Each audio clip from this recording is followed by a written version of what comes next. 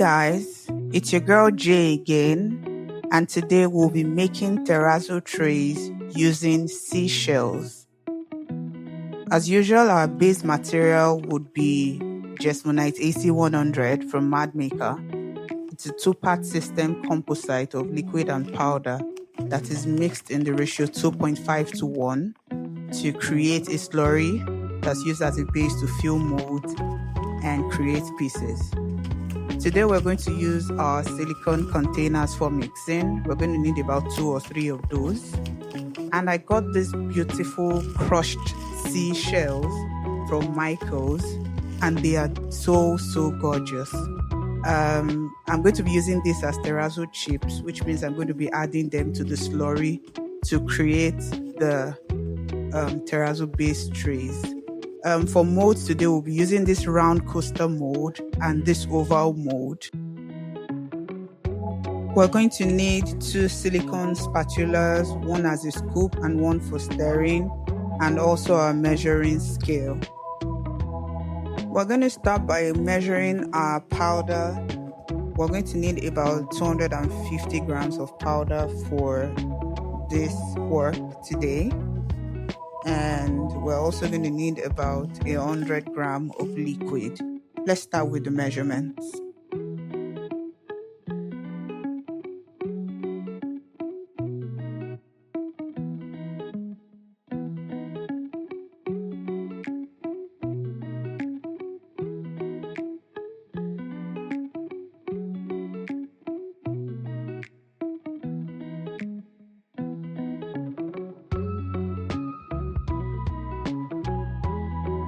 And now we take the measurements for the liquid.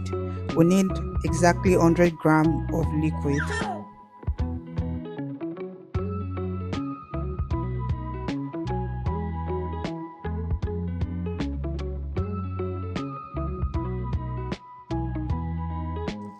Next step is to mix the powder and the liquid together to get the perfect slurry we're going to use to fill the mold. We have to mix this properly to avoid lumps and have a properly homogenized mixture.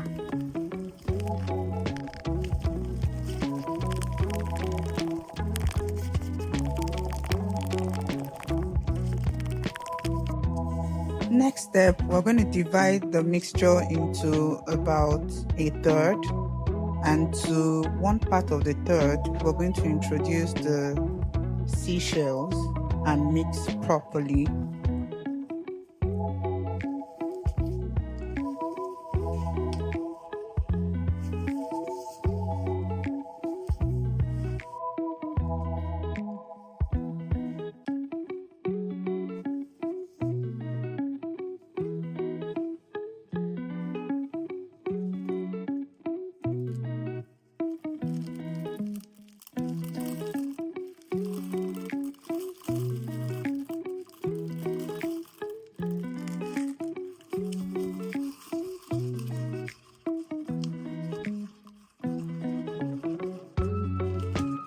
Now that we've added the crushed seashells to the first third, we'll start filling the mold.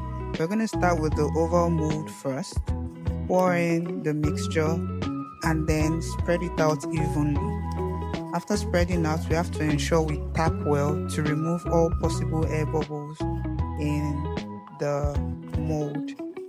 The air bubbles usually have a very great effect on the finished products. Although they can be managed, it's best to ensure that we don't have them at all to prevent us from having to do extra sanding at the end or after the mold is formed.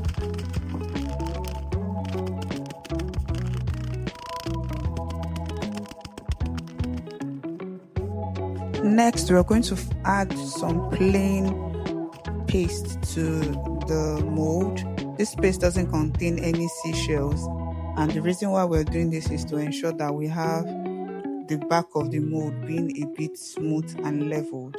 The seashells are a bit difficult to level, so when we add the plain paste, it makes it easy to cover the back to some extent and then have a smooth finish.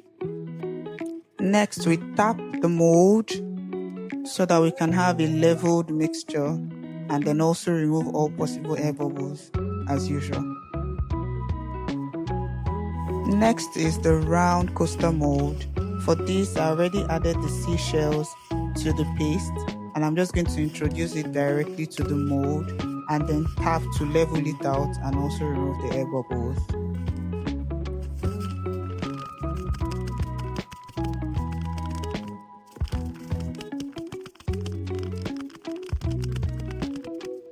We'll wait for 25 to 30 minutes to demold. Alright, it's time to demold, and we'll start with the round coaster first. What a reveal! So pretty. The seashells are still not pronounced yet because we're still going to need to sand the piece properly so that we can have them more revealed. We're going to see that later in the video.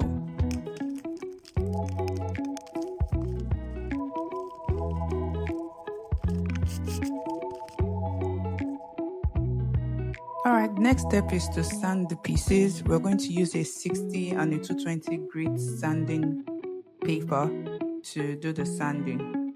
I switched the background of my desk to a silicone mat so that I can manage the splashing. I have a bowl of water here and we're going to start the sanding now.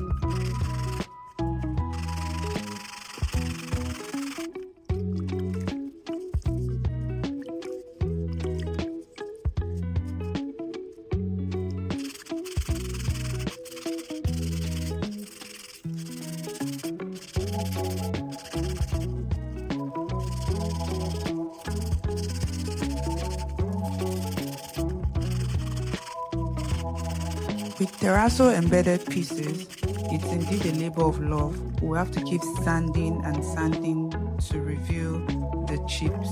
In this case, the seashells embedded in the cast. So the more you sand, the more you have a reveal. So I have to keep going until I'm satisfied with how much of the seashells I have revealed.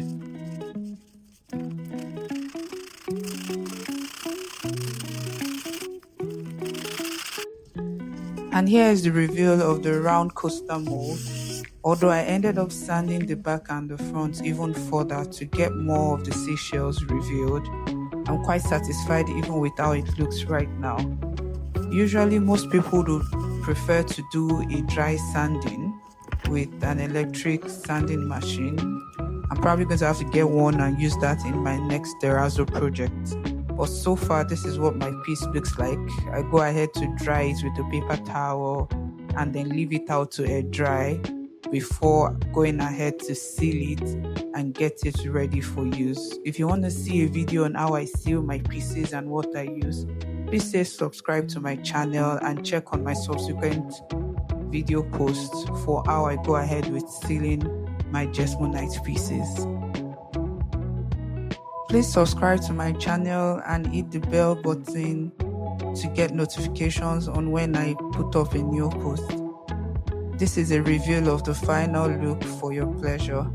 Thank you for watching and goodbye for now.